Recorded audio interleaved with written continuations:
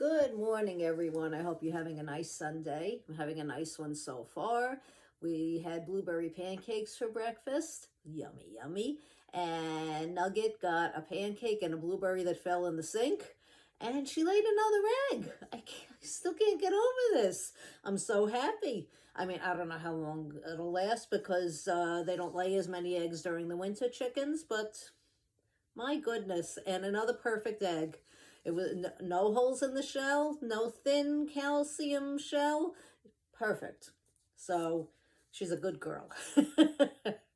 Okay, it is time for story time with Miss Paula. So let's say hi to all our friends out there. Hi, Joe. Hi, Evelyn in Arizona.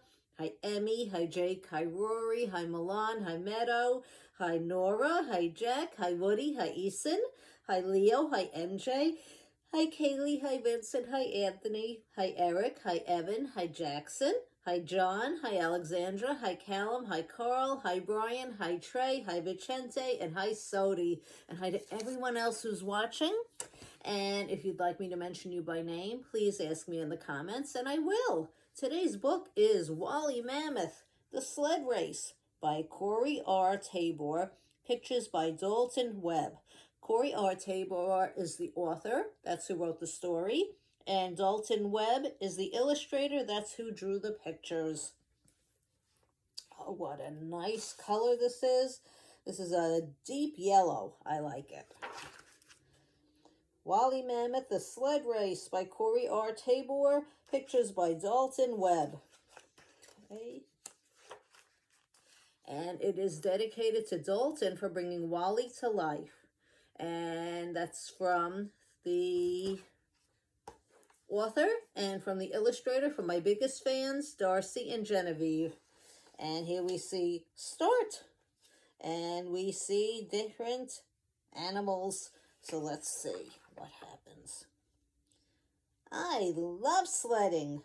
Sledding is nice. But do you know what I love?